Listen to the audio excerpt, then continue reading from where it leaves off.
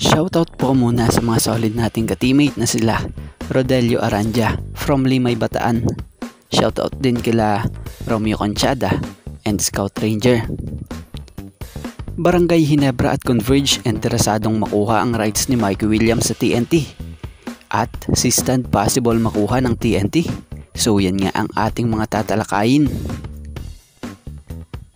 Isa na namang nakakagulat na balita ang Sati gumulantang bagamat wala ng bago sa hindi pagkakaintindihan at hindi pagkakasundo ng TNT at kanilang former player na si Mikey Williams dahil na rin sa animoy hindi pagkakaintindihan ng dalawang kampo. Pero dito tayo nagulat sa inamin ng nasabing TNT team manager na kung sa ay ayon nga kay Lastimosa about sa estado ni Mikey Williams. We're actually entertaining some proposal from other teams. Is music to Mikey's camp's ears.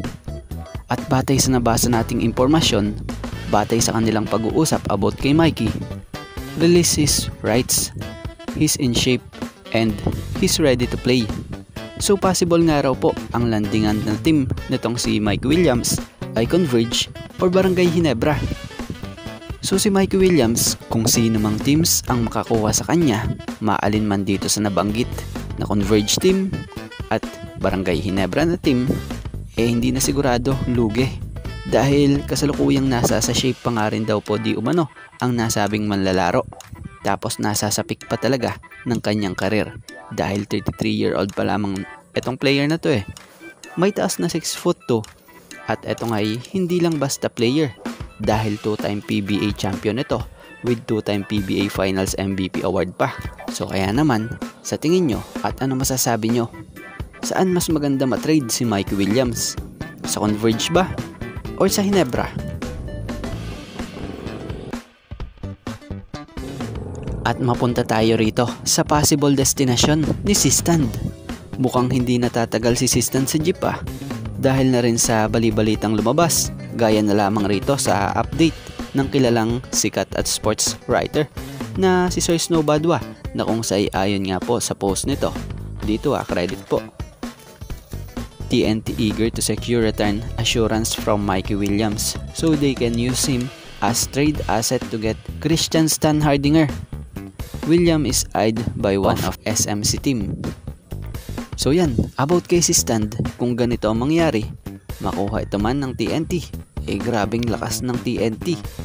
Biruin mo, mawawala nga ang isa sa kanilang star player na si Mikey Williams. Ang kapalit naman, big man na 4-time PBA champion with 1-time PBA Finals MVP award and 2-time PBA Best Player of the Conference.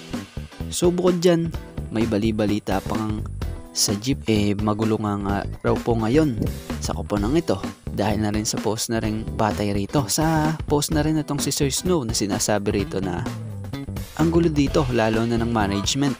Ayaw na namin dito lalong gumulo. Wala kaming direksyon, pati import namin. Ang gulo, panoorin nyo sa game.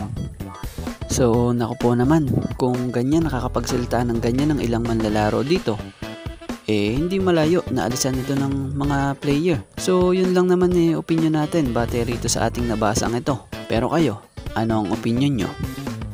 So yan, sa ngayon, ito nga lang po muna ang ating sports pasada, and thank you for watching guys, and God bless everyone.